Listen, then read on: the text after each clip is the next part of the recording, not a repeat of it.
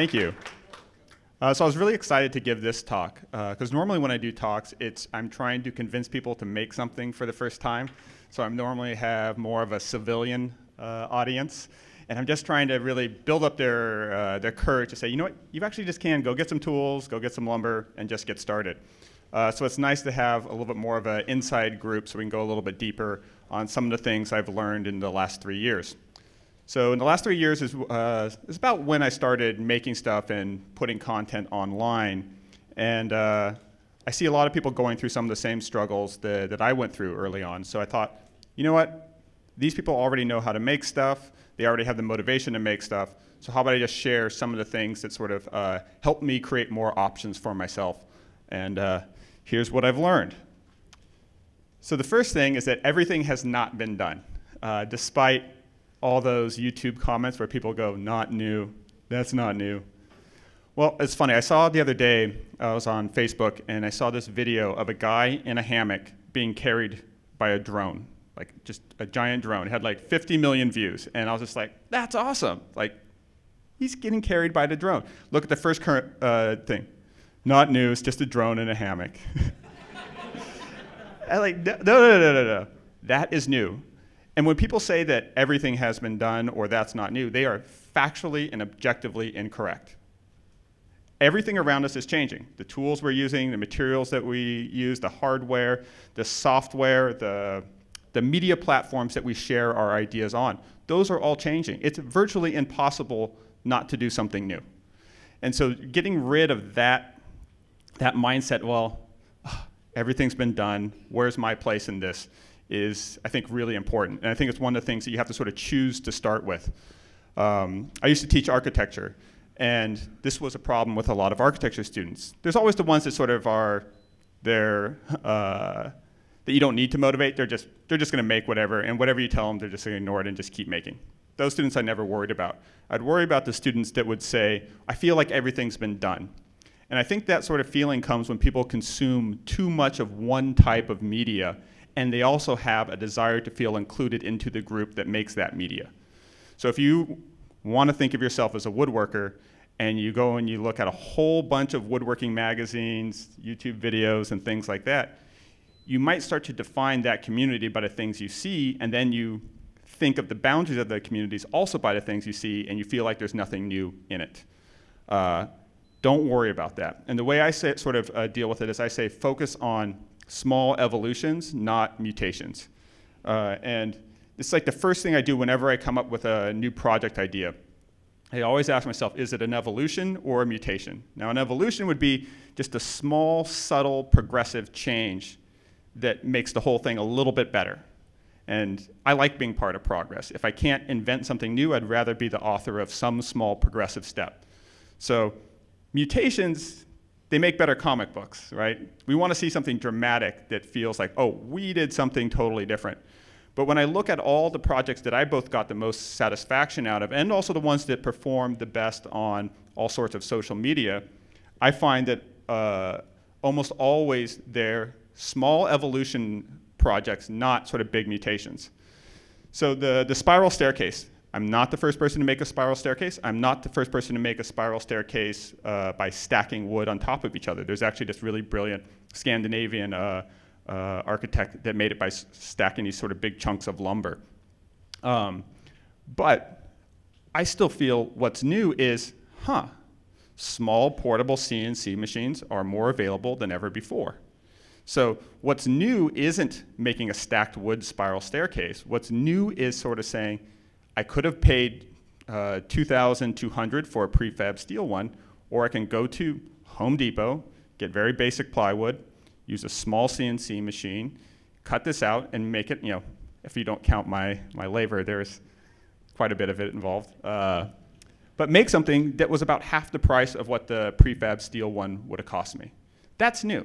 That's totally new. That sort of ability to go out and acquire this machine that's about half of one of these panels on the stage, about 3 by 3, take normal off-the-shelf materials, and then make something precise, large, that I can fall off of, is really, really new. Yeah, this is like, get inspired, It should be by what is terrible. Get inspired by bad spelling. No, get inspired by what is terrible. Don't get intimidated by what is great. So the other day I was looking at Kyle Toth's Instagram, mostly looking for nudes. There's a few of them. And I saw this crazy wood donut with a spiral in it. I was like, wow, pretzel, sorry, technical terms. I was like, wow, that's incredible. This guy made a wood donut with a spiral in it, pretzel.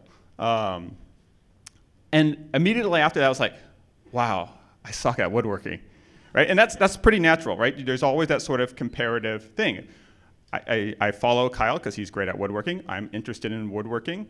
So when I see that, I immediately feel like, I'm not that. But then I start thinking, well, it's not like the world is filled with wood spiral donuts, right? They're exceptionally rare. But what the world is filled with is cheap plastic and particle board furniture that's lying around. So when I get inspired by things that are terrible, all I need to do is take a walk through my neighborhood, look at all the really horrible plastic lawn furniture, and I'm like, I can't make a spiraled wood donut, but I can make a piece of outdoor furniture that's better than that plastic crap. And if I show other people how to do that so they have an option other than buying plastic crap, I am authoring just a little bit of progress that's pushing things a little bit forward. And that's new, and that feels awesome. And it's hard to come up with new ideas when you feel like you suck. So I get those feelings of like intimidation. Frank Howarth is another person I love watching his stuff. And then you're just like, damn it, like, he's so good. But you can choose not to be intimidated by that. And there's plenty of visual material to look around and see, like, I can make something better than that. Weaknesses can be strength. And I think this speaks more to like getting started with creating media and stuff like that. When I first started, I think the only tools I had was a drill and a circular saw. So of course I go through the things, well, people are doing these making videos, it looks like it's fun. I only have these two tools. That puts me at a disadvantage. Nothing could be further from the truth. The limitations are always the strengths. That pushed me into the direction, since I also didn't have any formal woodworking training, of making sure I was focusing more on DIY stuff, right? Also tends to be sort of a slightly larger audience. So I took those limitations. I don't think I had a work table to work on. So I said, well, who else is in those situations that I have to? How are these limitations going to make me relatable to some audience?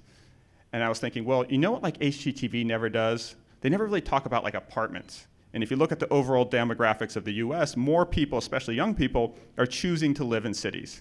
So I'm like, I can show them how to make stuff, since the mainstream sort of DIY media is sort of neglecting that audience.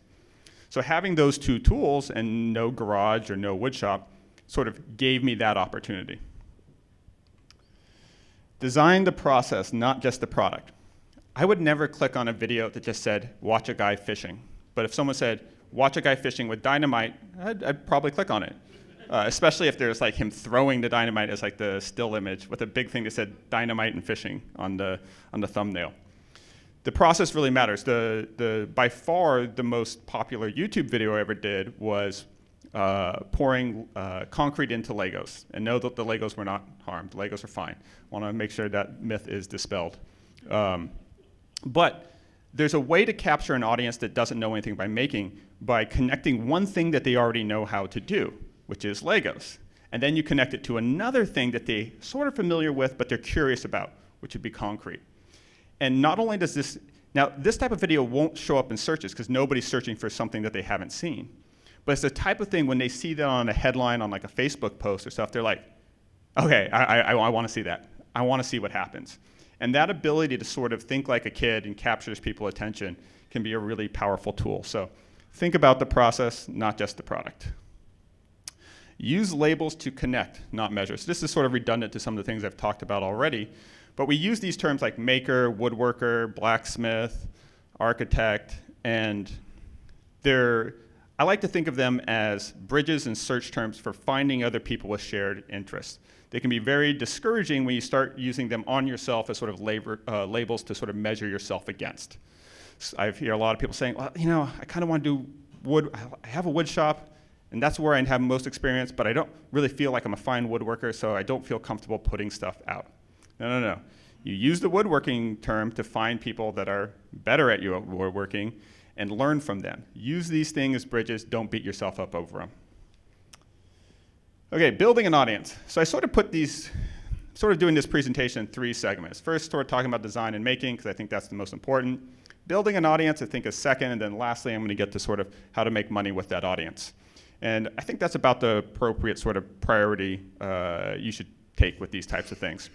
Building an audience is really important because it just gives you more optionality. It lets you have more choices of where you want to take your own skills and making.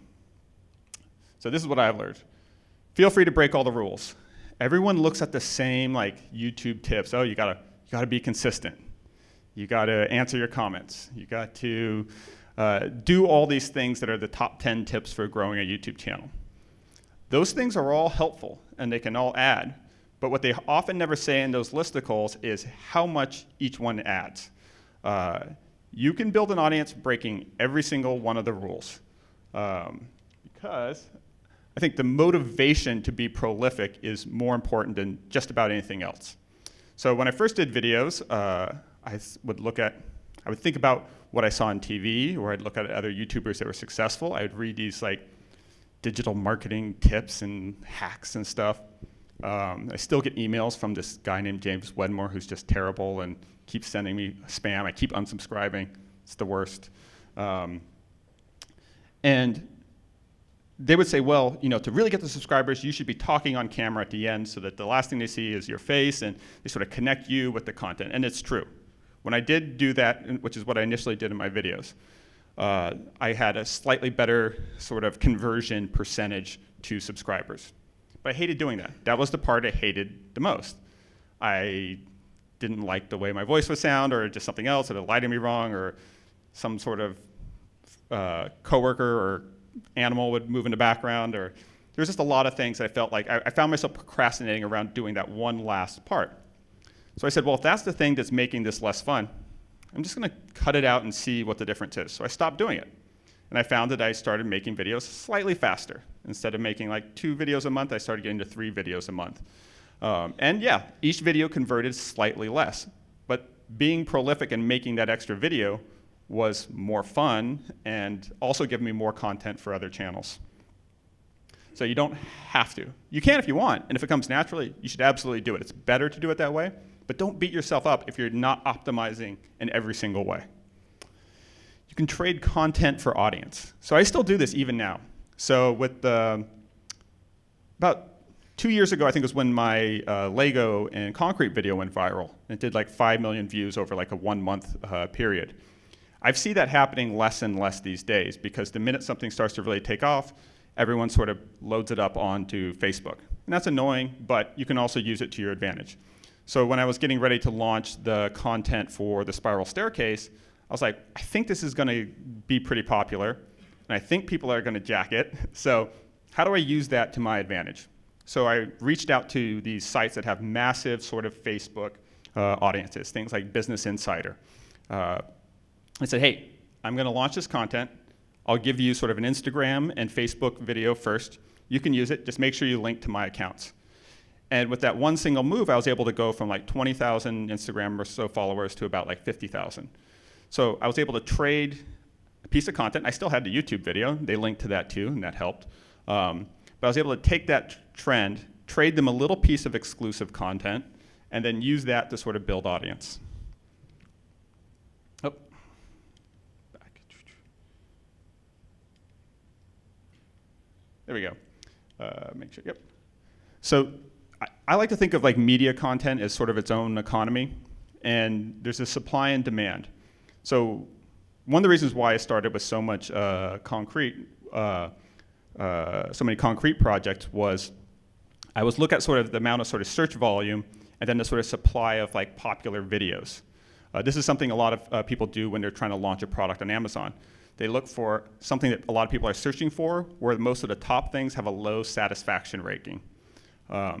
So I said, well, I'm more familiar with woodworking. more familiar with sort of like digital fabrication. But I think that there's something interesting about concrete because there's a lot of search for it. There seems to be interest in it, but not a lot of people are producing videos for it. So when building a supply of videos around sort of a smaller niche allowed me to sort of gain ranking, because then YouTube sees that, oh, anytime someone searches DIY concrete, this guy has like 10 concrete videos. And it let me build that little niche audience, and then I could start moving in and getting more views for my more conventional DIY projects. Good photography improves average video content. So what always sort of breaks my heart is when I'll see somebody just do like a fantastic piece of woodworking, and then they take a picture under fluorescent lights on top of their table saw in this like dingy sort of garage background. It's like, that's fine for this community. This community is able to see right through it, see the craftsman, see the technique, and feed off of that. But you're sort of excluding a whole audience that's looking for projects from an outcome. So you're excluding sort of the Pinterest audience. How many of you guys have a YouTube channel and looked at the audience and see that your demographic is mostly male? Right? Like, by not a small amount. So I've been able to use sort of Pinterest to sort of help balance that out. So it's the same content. They're watching the same videos, but they're coming from a different standpoint. YouTube is so search-driven that people are sort of like typing in how to use this tool or what can you make with a 2x4, and all these very sort of like functional, search-driven ways of seeking content. Pinterest, people are looking at like finished products, and they're like, that's a great media console. That's a great dining table. Oh, I can actually make this myself. And you can use good photography to help balance out what you're missing with the sort of search terms in YouTube. And you can also just talk over the still photos and do that sort of like iMovie, Ken Burns effect, and it looks nice. Balancing your audience on YouTube. YouTube is not all inclusive. I know it's like the way that a lot of us in this community sort of interact, and it's sort of what we sort of watch and then discuss. But it's just one tool, and it's a very search-driven tool. There's so many other platforms, and if you spent the time to make these projects, might as well see if you can throw them on some other platforms and take advantage of them. And that comes to the idea of sort of, how do you create more paths where people can sort of discover your content? And YouTube's so search-driven, start thinking of the things that will sort of make it shared, the sort of headlines or the questions that will go into a Facebook post and help you get more mileage out of the stuff you've already done. And then recycle.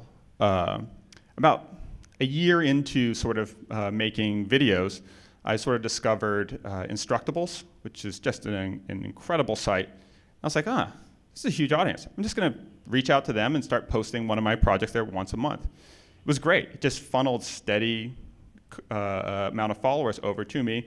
I met more people. I also got a lot of comments, and really great comments there. I got much better comments when I would post there than I did just from my YouTube channel directly. So anytime I look at one of my pieces of content now, and I'm like, that's not really done as well as I had hoped, that's also still an opportunity. That just means there's more people that hasn't seen it, and it's just time to sort of recirculate it and repost it. All right, so making money by making content about making, or yeah. Something like that. Not the most important thing, but I think it's interesting, and I think it's one of the things that isn't really talked about enough. The value of your content is not defined by the number of views, and you can get paid sponsors without a lot of subscribers. So I think the first one's a little bit more important, is you don't want to compete against Google and Facebook, right? They're really good at what they do. And what they do is they allow brands to buy viewerships very easily. If you want to make a video have a lot of views, all you have to do is put it on Facebook and put about $1,000 to boost it, and you can get views. There's predictable tools created by the world's most technologically advanced companies that make audience acquisition really cheap. So if you're pitching to a brand, your audience is more sort of proof that your content is great and creative than it is the actual value that you're bringing. Because for a brand, any of these, like a tool brand or like a hardware store brand, they know already. They have someone in their marketing team that knows how to buy views or sort of promote stuff or do boosted posts. They've read all the top 10 tips too. They know how to do that. What they don't know how to do is to hire an affordable marketing firm that then hires an affordable video production firm, and then they realize they have to make really specific content, and so they have to go find an expert craftsman or woodworker or welder, and then have all three of those groups meet together, which takes a lot of time, a lot of money, raises up the billable hours, and then produce a piece of content that's sort of designed by committee. Content is what's valuable, even if you have very few viewers, because that, for a brand to make that, would be really, really expensive.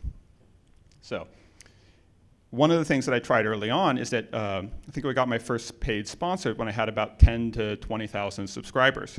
And I pitched them on exactly that. I was like, I don't have a lot of viewers, but you can always put AdSense or something like that to promote this. But what I can do is make you content consistently. I can make you a batch of like 10 videos. I won't charge you a lot for it. You can use them. I'll own them on my own YouTube channel, but you can embed them, and let's work out a deal. And when they thought of it that way, and when I asked them what they normally pay for a commercial, and I talked to a couple large companies, and it's not uncommon for a large company to spend hundreds of thousands of dollars on production just for a regional commercial. Jimmy often talks about how expensive TV is. Well, for making that commercial, making a 30-second commercial can be just as expensive as one episode. So that's where you add value, is that you're making video content, and you're making video content that is vetted by a community of experts. So that's incredibly valuable. Not all content and views have the same value. So the most viewed YouTube video I did was the Legos and Concrete. It's actually, I think, one of the less valuable ones that I've done. I've done a dining table just made out of 2x12s and iron pipe. Costs about $200 to make with products from Home Depot.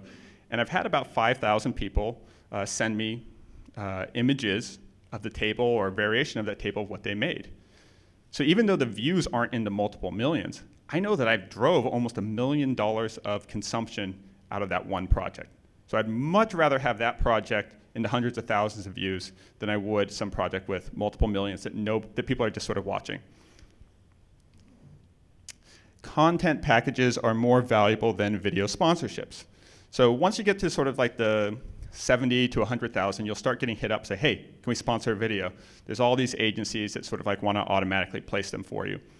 And they're fine. There are ways to sort of, you can make it work and make a little bit of extra cash doing that, and that's nice. But I always counter back when they sort of don't want to pay my price with a full content package. Also because I'm going to produce all the supplementary content too. And at all these brands, even the biggest brands, it's not like they have just a YouTube marketing person and then an Instagram marketing person. They often have like a social media manager. And they are under tremendous pressure to throw out tons of content on all of their different channels. So if you sort of take this approach like, hey, I'm a YouTube guy, sponsor my channel, I'll give you a mention, you're not adding the most value you can to those type of people. And those type of people don't normally make the decisions, but they're normally the ones pitching it to their boss who makes the decisions. So if you give them and say, hey, you're not just sponsoring a YouTube video, you're getting 3 images for your Instagram, you're getting a short video, 15-second clip for your Instagram channel, you're getting a 30-second video for Facebook, suddenly they're looking at that and they're tallying it up, oh, that would have cost me this, that would have cost me this, that would have cost me this. And you were going to make that anyways for your own promotional uses, and then suddenly you made their job a lot easier. They like you. They know that they can accomplish multiple goals with one package of content from you, and they're your new best friend. Show, don't tell. So I was working on this like really, I've done a lot of sort of presentations before when I was doing sort of, when I was doing startups and raising sort of venture capital and things like that. So I was very familiar with sort of making PowerPoints, making an argument and convincing people to try to invest money into that idea. What I like about with this is I was starting to do that with here when I was first presenting to brands like Home Depot and Ryobi. Then I was thinking, it's like, this takes a long time and I'm not going to show this to anyone except 1 or 2 people. So instead of actually doing a presentation, I just did a sample video, showed them how it would work, and then sent it to them and said, hey, Ryobi, I put your tools in this video. People liked it. How about we work on something else? So that it took me just as long to do that as it would to write out this presentation, spell check it, and all those things. So at some point, it's easier just to show people rather than telling them what you could do. And lastly, just be nice. it gets really annoying because you get a lot of people sort of asking, hey, can you sponsor this? And oh, we're only going to give you something. But a lot of these people, whether it's for media platforms like BuzzFeed or mid-level marketing people at different brands, their job's not easy, right? They're under tremendous pressure to host and post and produce tons of content with not enough budget and with bosses that often don't understand how these platforms work. So just taking the time to be patient, to build real relationships with them is really in your own best interest. And with that, thank you, and I'll be happy to answer any questions.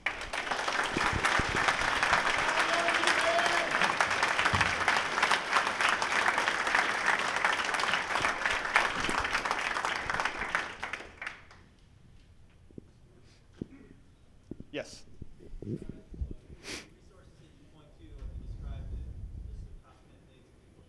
Oh, just Google like ways to build a Facebook audience or ways to build like a Instagram following. There's tons of them, but I think it really they're too generic, I think, to really be helpful.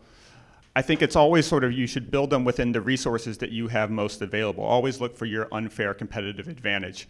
For me, it's like I had in my office where I was working, I had this really nice white brick wall. It was like this, it's actually about 5 or 6 blocks from here in the finance district. So it's right above my architecture firm in this like attic. It's like the opposite of Jimmy's. I have to go up like 4 flights of stairs in a tiny little metal spiral staircase and carry everything.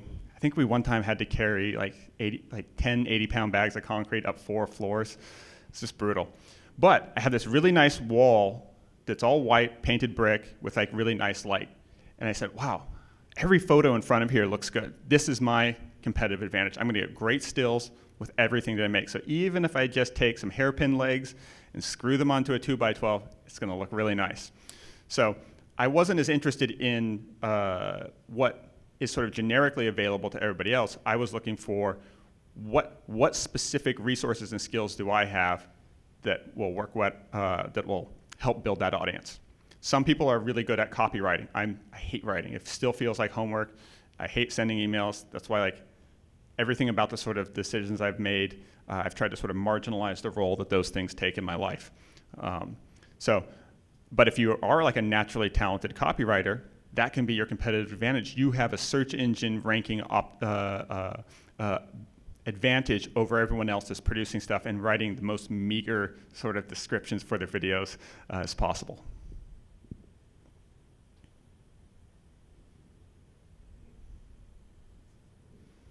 Tell us your past and how that made you today. So I was homeschooled until my senior year of high school, and then I went to public school.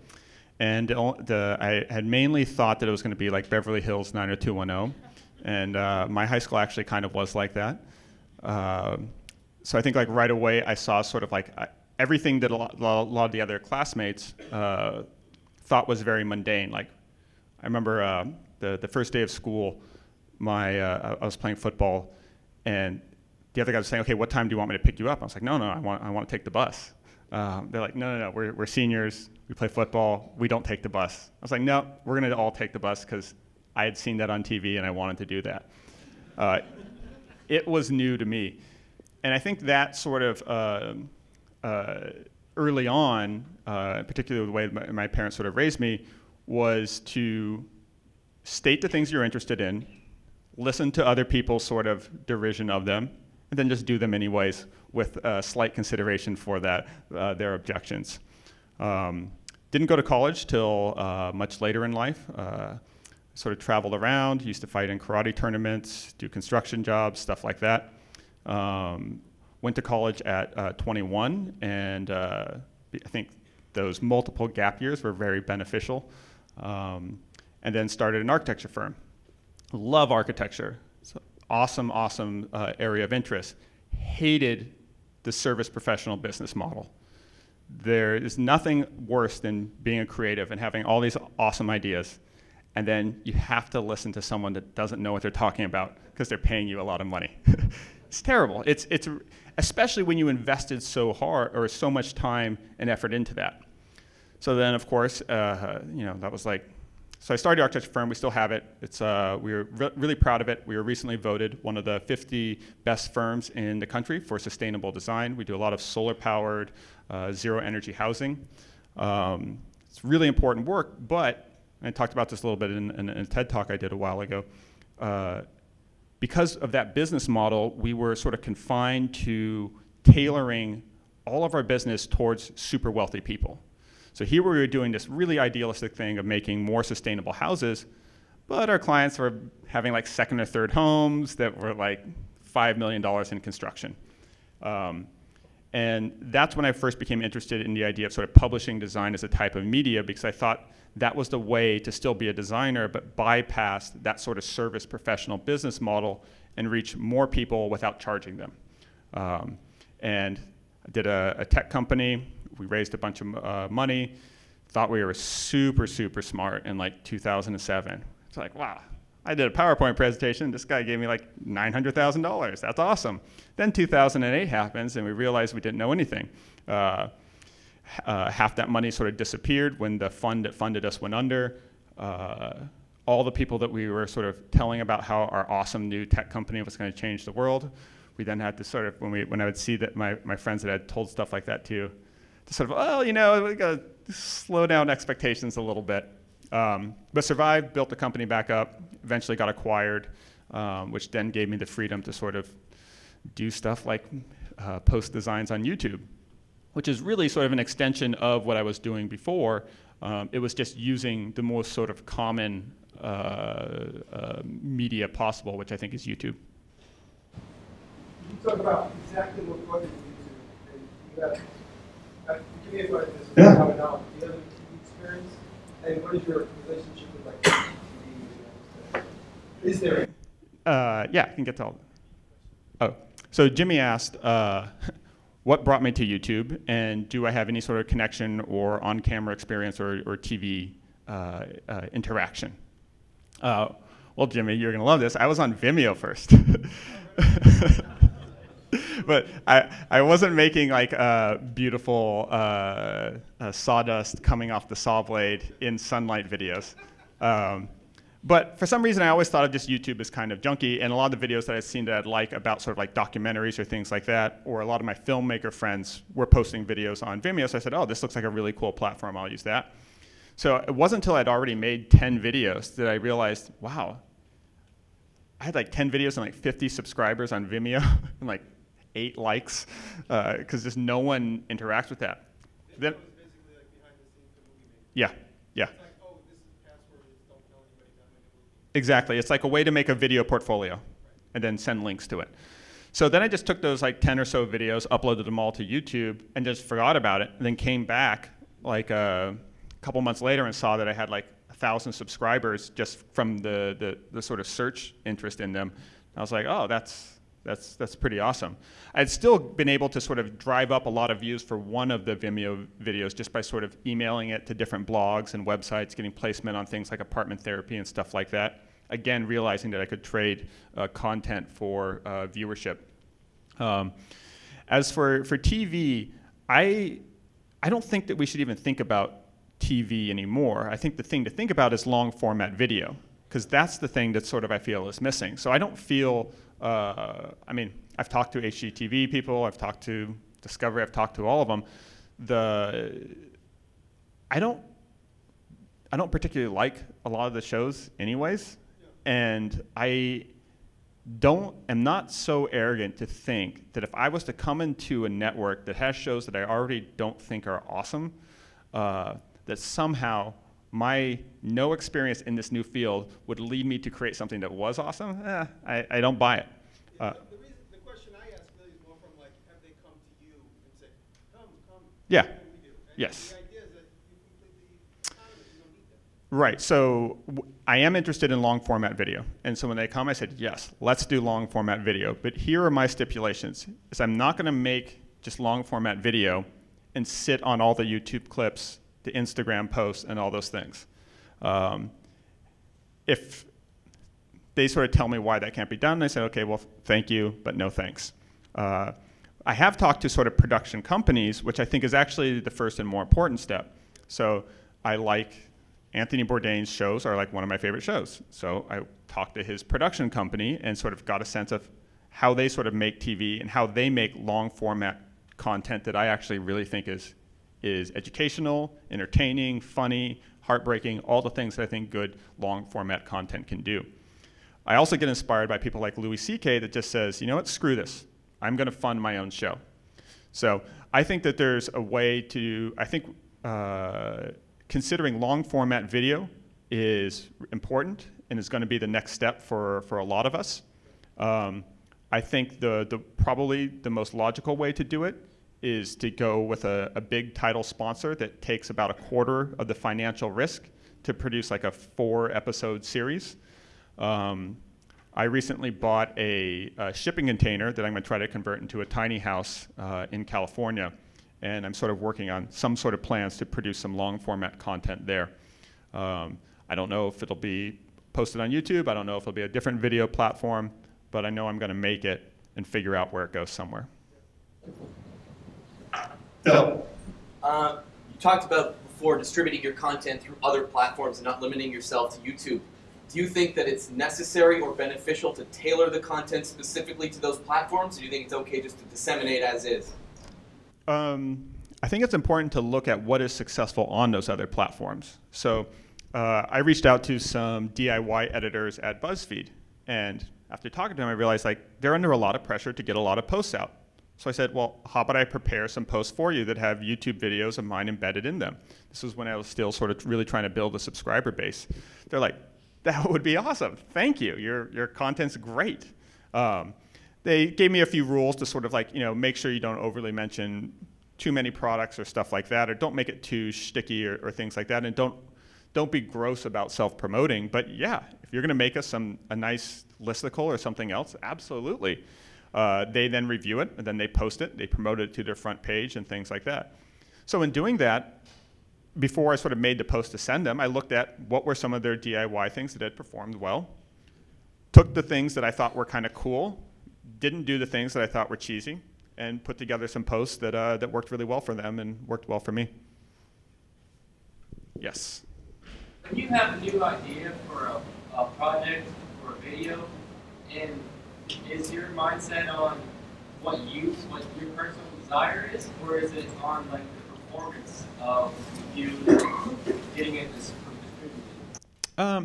It's normally, I try to think with my hands and not my head, right? So I have a sketchbook full of ideas. I find that that sketchbook gets more full right after I finish a project, because I normally thought of 8 different ways I could have done that project. So I always think that the more things I make, the more ideas I get of how I could have made them better, different, use different materials and things like that. So I just keep adding to that sketchbook, just keep adding hundreds and hundreds of project ideas into it. Then I sort of look around and sort of think about which ones of those I have the clearest path to finishing, and then I sort of rank them not in terms of what I think is the coolest or most useful, but sort of push them into what are the ones I think I have all the materials for, I don't have to wait for a part for, or things like that. So I know I have a full sketchbook. I know I haven't gotten tired of making things yet. And I know that if I just make it easy with less frustration, the whole thing works better from a business standpoint, and it's a lot more fun for me. But yeah, I make silly things, and then I make like serious things. And then sometimes the internet disagrees about which is which. Josh. Where do you get all your demographic data?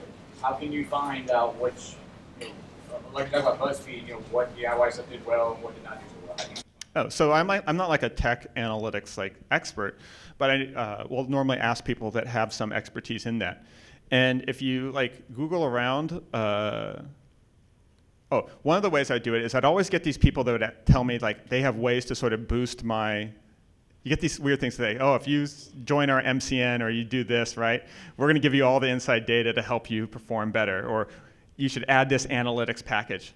So one of the things I'd always do is I would say, well, prove it to me first, show me, don't tell me, have them do a bunch of analysis and send it to me, compare that with the last company that did that, not sign up for either one of them, and then just use the results. Lutz. So I think we all know that since you were guest host on our podcast and audio. Yeah, that's how I got here. Yeah, I mean you kind of peaked. So Yeah, it's a nice, enjoyable cruise downward here. no, but where do you see yourself in the next 5 years? I don't even think about it that far. I think about I like sleeping in, but if I'm excited to get out of bed in the morning and start working on whatever's next in my sketchbook, it's all that matters. Really is all that matters. That and just a reasonable amount of financial security. Not having financial security is brutal, and it can undermine. A lot of times this sort of type of endeavor gets presented as like, it's awesome, I have freedom and have all these things. It's awesome and it's very free when it's working. It's terrible when it doesn't. There's anxiety, there's pressure, and all those things. So I know I've been in those times. I know I've had times in like 2008 when my startup wasn't doing well, and that feeling of like just helplessness and just like there's nothing I can do.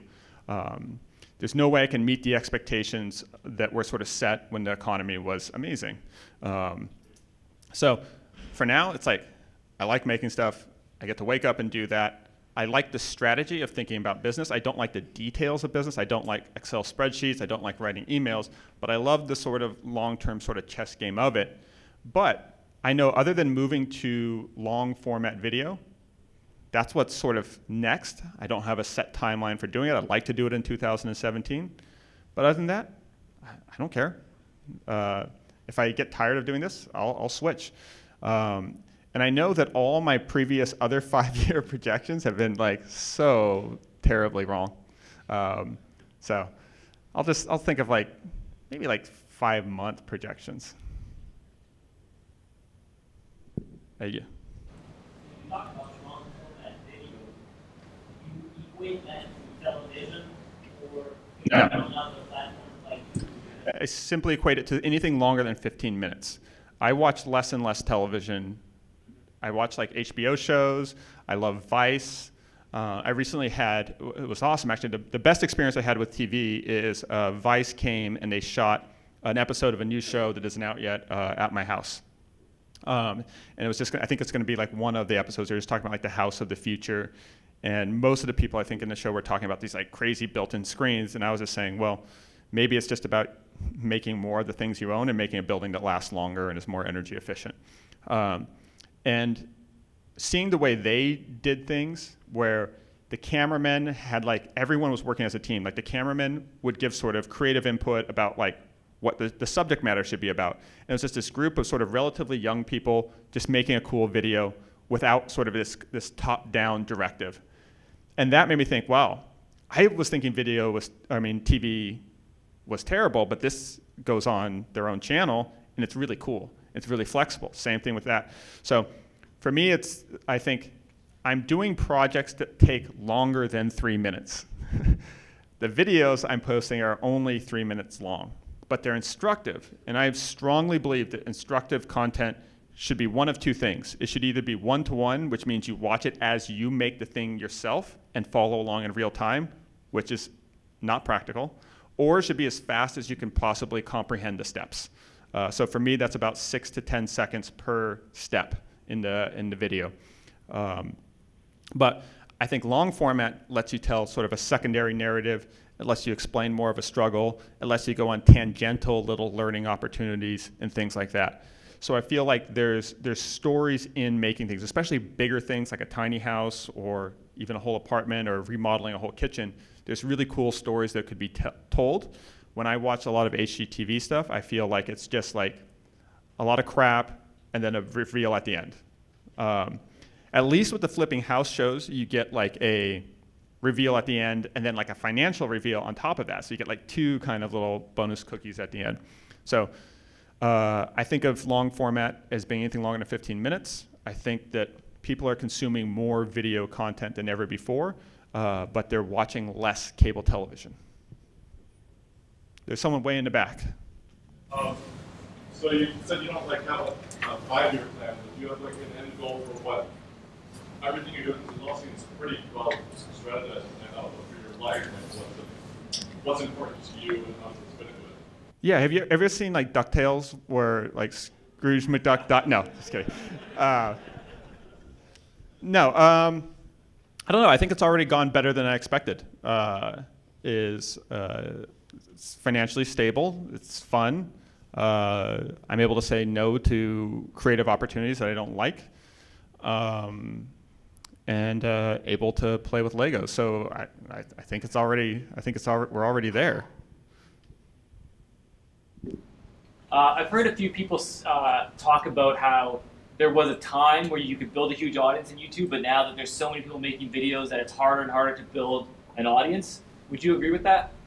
I haven't tried to build a new audience lately. I think it's probably just different, right? And I have noticed that I think it's harder for a YouTube video to go viral these days, unless it's a music video that people want to listen to on repeat. I think Facebook is taking that over. Facebook just launched that new sort of video tab where you click on that and it's just like a video stream of everybody's live things. So that's why I think it's really important to not think about YouTube. I think people will always consume content. People seem to be consuming more content. One of the things that intrigues me about podcasts is that it aligns with another trend that I see in sort of stuff. I'm very skeptical of things like virtual reality because everything I see about the world shows that people are doing more and more multitasking and less interested in a completely immersive content experience, right? So I'm more interested in like augmented reality and sort of virtual reality. I think people will continue to consume more video. I think they'll be differently. I think it'll be shorter. It'll keep getting shorter and shorter and more shareable, and they'll watch it and then move on. I think there's huge opportunities in chapterized video, especially if you want to do something that's instructive. The idea that you make a little ebook and each step of the process is a 5-second GIF and you can scroll through. So that way, when you're on the step and you're looking at your phone in your workshop, it's just repeating that step until you're done and then you hit the button and move next, rather than rewinding a YouTube video for that. So I know right now that I'm interested in producing video. I know that YouTube is where my biggest audience is, but I'm always keeping an eye open for how things are shifting, because I don't want to be the woodworking version of tequila on MySpace. Yes. How's working with your sister? It's amazing. She carries all the concrete. No, so it's when I was thinking about sort of expanding the team, felt like I was turning down some good sponsorship opportunities because I didn't have enough time to produce the content. I learned in previous companies that I hated moving up to management. Like, I just want to design and make things. And so I was worried that if I start hiring more people, I'm going to have to manage them. And I'm not sort of a really precise operator. I'm a good strategist, but not a really precise operator. So I thought that, well, if I'm going to expand, I want sort of people that are all inclusive, that are sort of well-rounded, but not a specialist. So I want people that can add a video to my channel. So I won't be in the video. And Jessie's made a few awesome videos. Her recent 2x4 sofa video is one of my best performing videos so far this year. So shout out to Jessie.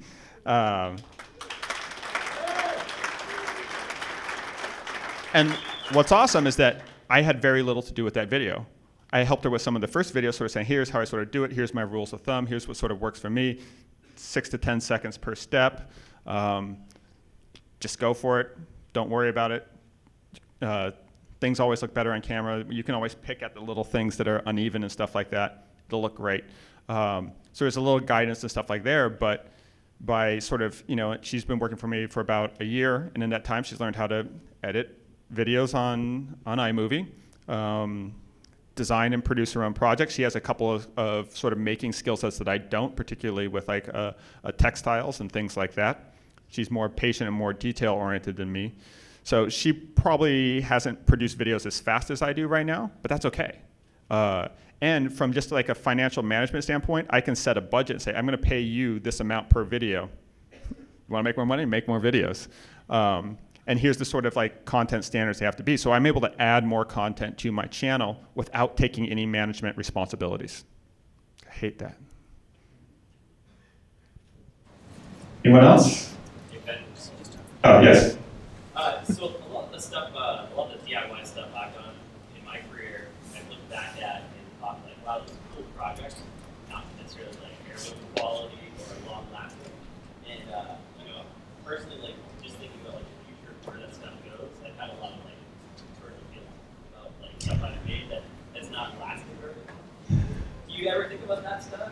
Yes. How do you cope with that? I don't care that much, right? Like, if I learned something from it and it made a giant mess and then have to shovel concrete rubble out of a 4-story financial district walk-up, I'm so tired after that, I don't have time for the guilt. I'll look back and see like, oh, that was cheesy, right? And the sort of the evolution versus mutation things. I look back now and I saw some project I was reaching too far. I was trying to sort of prove that I was doing unique and new things rather than do something that was just a little bit different but a lot better. And so, yeah, I mean, some of my early projects, I was like really trying to reach and build a big audience in one project rather than just showing a consistent way of thinking, which was things that almost anybody can do with basic tools, a little bit more modern than normal, using materials hopefully in a slightly inventive way. That's it. And when I tried to sort of get too crazy or too many materials, well, here's a way to sort of say it, right? I think we can learn a lot from the sort of food movement, right? So food has become cooler than ever. People are more into sort of cooking. There's more cooking shows than ever before. People are taking a real interest, and I think that's awesome. If you cook more of your own meals, it doesn't necessarily mean they're healthy, but it means you do have the opportunity to be in more control of what you eat. When I see people sort of, when I go to like a bar or restaurant and I see that like there's like 40 different ingredients, it's like truffle infused on top of this, and then we lit it on fire and all those things. I feel like that's into the mutation realm. They're trying so hard to impress you on the menu when they really just need to do one thing well with maybe a slightly novel little twist at the end. So I do look back and am sort of embarrassed of the ones where I think I reached too far. Not embarrassed, but I sort of wince at the ones where I reached too far. And also, I'm okay. Like in general, I'm still interested in sustainability. I think it's really important. But I'm also interested in health, but that doesn't mean I'm never going to eat dessert. Right? I think there's still a balance for that. It's important to do some things that are novel and useful or useless every once in a while. Shouldn't be your main focus, but every once in a while, it's good.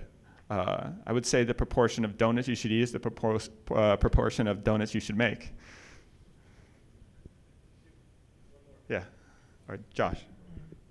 Oh, yeah. You go first. I'm insisting.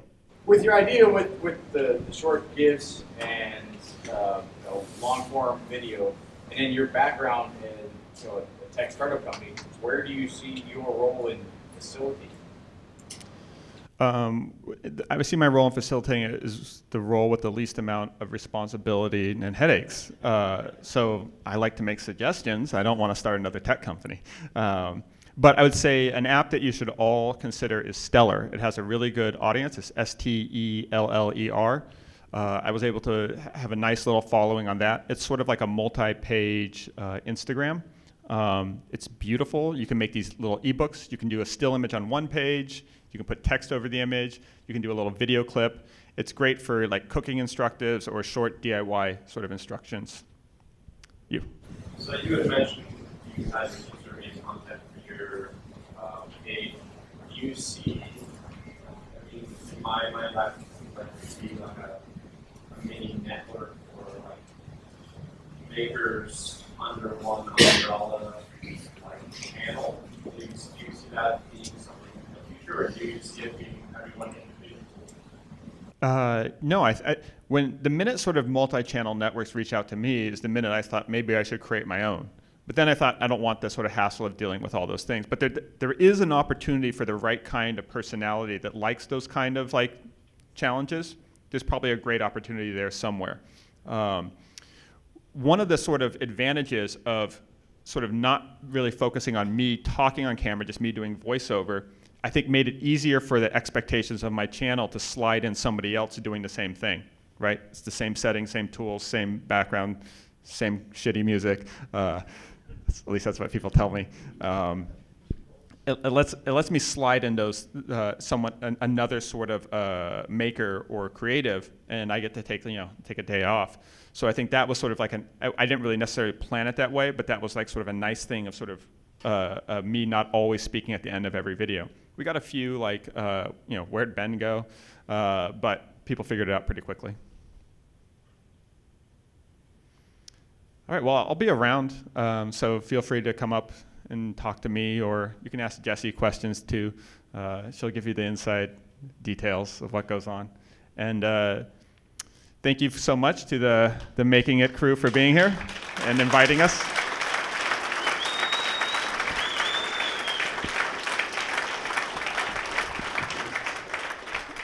And this was a lot of fun, so thank you.